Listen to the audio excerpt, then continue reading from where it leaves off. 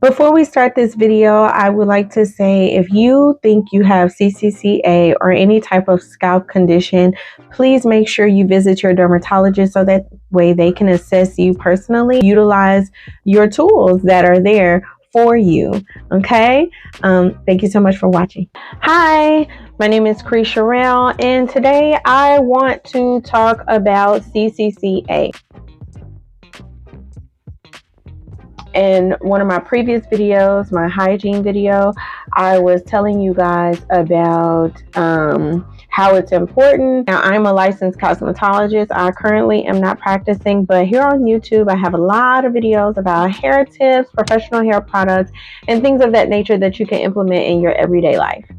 Okay. So I was watching the reruns of Real Housewives of Potomac.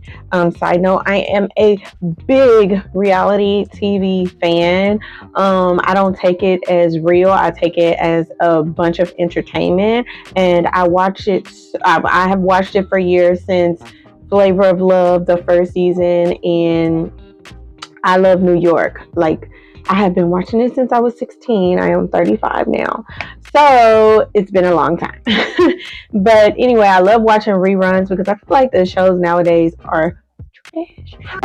So I was watching one of the shows, Real Housewives of Potomac, the reruns, back when I think it was like the second season Wendy was on, because it was after Monique left. But anyway, so she went to the dermatologist in this episode, and I watched the episode recently, and I was like, why didn't I pay attention to this back then?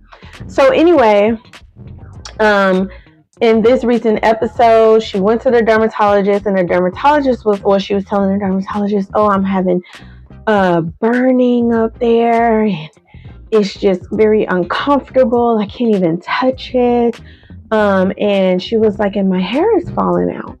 And the dermatologist, she's like, well, let's check it out. Let me see what we have here. No, I'm just playing. She was just like, let me see what we have here, right? So she lifted up her hair. Now, mind you, on those shows, they wear a lot of wigs.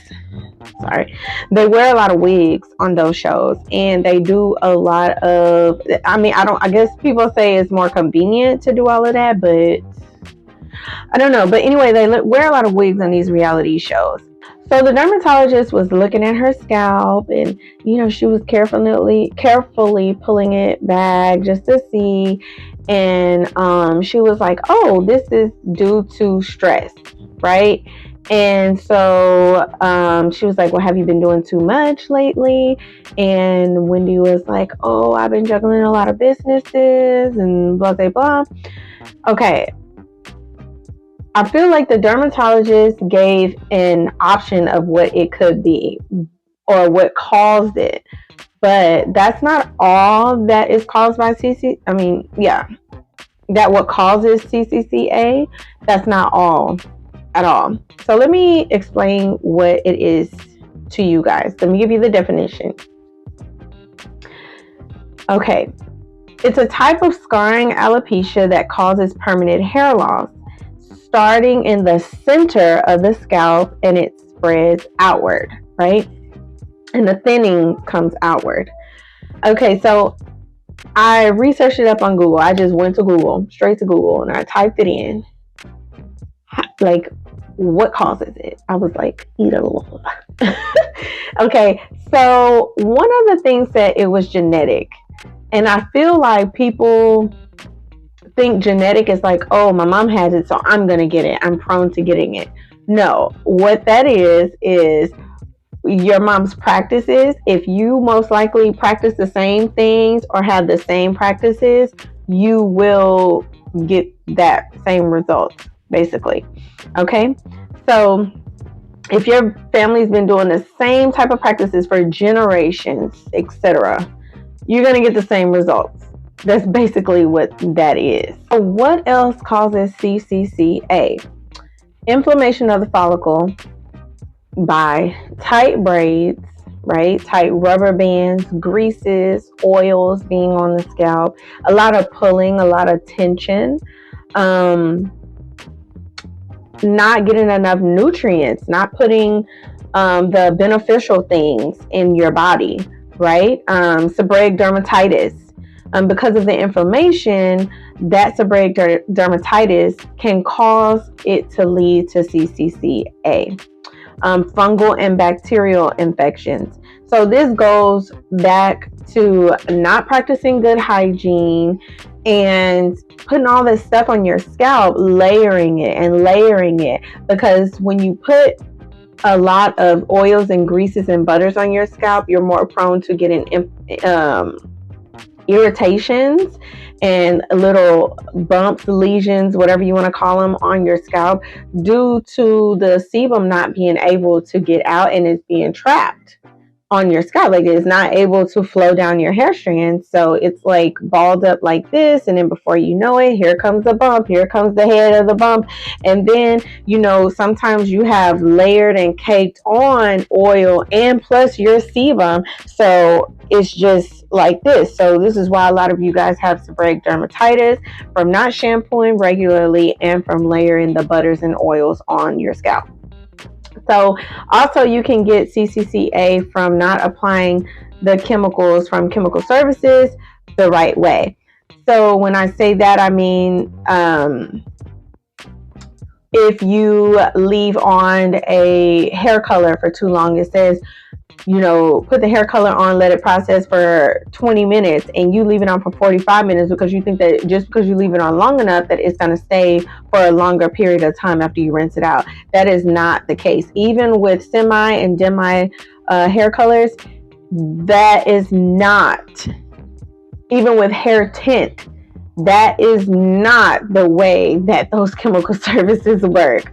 Also, if you put on relaxers and leave them on for longer periods of time, you will stress out your follicle and stress out your scalp so bad that it could lead to CCCA. Autoimmune disorders. Now, they had alopecia areata on there. Alopecia areata is basically where you have, or traction alopecia is where you get it in certain areas, right? Now, what causes that? A lot of things. It's not just something that just comes out of nowhere unless it's alopecia totalis, which means that there's no hair everywhere all over your body. What can you do or use to reverse CCCA? Is it reversible? Yes, it is. It is very reversible, but there's a process to doing this and to reversing it, right? There are herbs, teas, roots that can help get rid of the inflammation. But in order to not have any of this happening, for one, I'm going to give you some tips. Visit a dermatologist. Follow their directions, right? The dermatologist is going to assess your scalp, you solely, not in a general sense, but your skin, your scalp. They are going to assess your scalp and give you a regimen and most likely tell you what to do, right? So follow your dermatologist. You should stop oiling the scalp, period. No oils, no butters, no creams, no greases go on the scalp at all. Stop wearing tight headscarves, do-rags, tight anything, tight drawstring ponytails, tight half wigs, tight weaves, like super tight weaves, tight braids. Do not do it. Do not have wigs or weaves. Like, I know that because you guys might have a bald spot here and there or thinning and you want fuller hair, but sometimes you're going to have to tough it out and be okay with how you look at that moment. Sit in what happened and what you did, and after that you need to just work towards getting it better. A lot of you guys, I don't want to say you're so vain, but a lot of you guys have to think about things in the long run and not just for a simple right away fix. And I know that it's harder for some women, especially older women, not older women, but like women in their 40s to 50s. They normally, and this is what I've seen, and what I have experienced working behind the chair and being shampoo technicians, a lot of older women, they don't want to walk around with bald spots. Nobody would want to. But in order for you to get it the right way, you have to change your practices and you have to change what you normally would do. And I mean, that's just what needs to be done.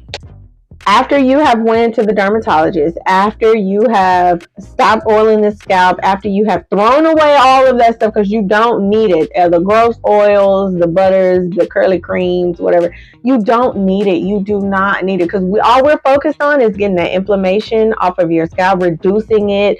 We are going to detox your scalp. It needs a good detox. It needs a good scrub. It needs a good restart. We need a whole reset. Let's reset it all. Okay, so I researched some stuff, right?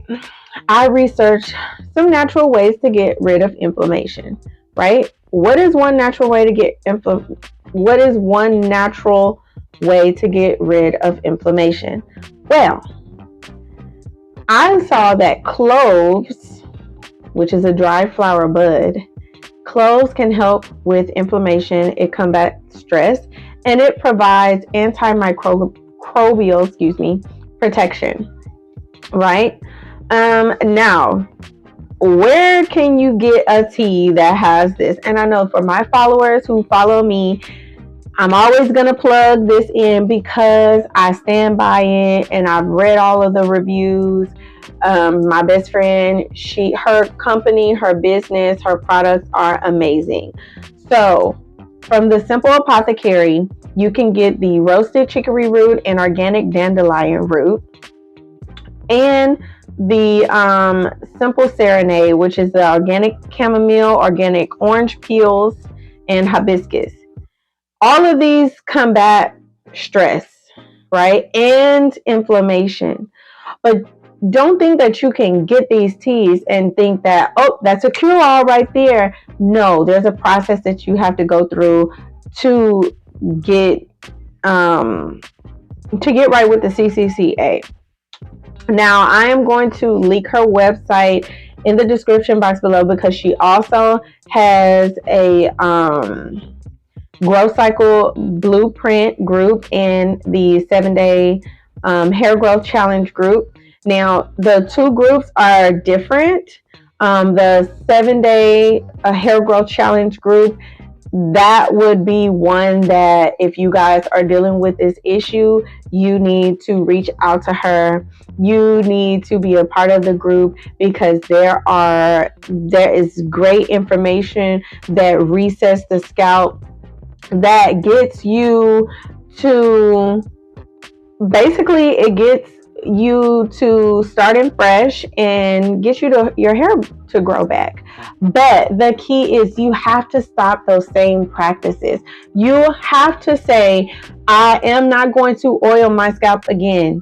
I am not going to put any type of oil, any type of weave, wig, braids, any type of tight rubber bands, no crochet tutorial, no rubber band method thing. You have to stop it. You have to stop it and just think about what is it that you want? What is the end result that you're trying to get to? And go from there. Right? Because we don't want to be bald before we die. Like, you don't have to be like that. There are other ways and other alternatives for you to be able to grow your hair. You just have to research, and you have to be willing to say, I'm ready to let go of the lace fronts. I'm ready to let go of whatever it is that's not serving you, that is not benefiting your body. If you are stressed, if you have a lot of inflammation, and here I am, licensed cosmetologist, telling you this stuff is not good for you, it's not good for you, it's not good for you. I don't care how long your parents, grandparents, great-grandparents, great this, great that, whatever we're doing. And a lot of the times they only did what they could. So if you're ready to make the change, so that way you can have a better scalp, so that way you won't feel like every time you touch your scalp, it itches, it burns. And you know, if you want to do different things, if you want things to be different for you, there's options, but you have to be ready. Okay. So can men get CCCA too? Yes, men can get CCCA. I showed a picture in my last video of men having CCCA. It basically looks the same way as women, and men think it's premature balding. But a lot of the times in African American communities, you have a lot of men that use the wave greases and the butters and, you know, the oils and stuff. It's the same thing as women. It's the exact same thing as women. So don't think it's any different. Anybody can get it. It stems from the inflammation of the scalp and stress and not doing the right things with your scalp. But also too, guys, remember, if you learn how the scalp works and how the follicle and the cuticle, and if you learn about your scalp and the sebum and all of that stuff, if you learn about all of that, you will understand how all of these things happen on the scalp and how all of these women have these same exact things going on. I appreciate you guys staying around to watch this video, and I hope this helped you out. If you are ready to change some of your practices, I will link a website down below where you can go, and there is a covenant community for you that will help you, encourage you, and to be there with you. And there are so many successful reviews that are encouraging of others in a very positive way. I really appreciate you guys. Thank you so much for hanging out with me today, and I'll talk to you next time.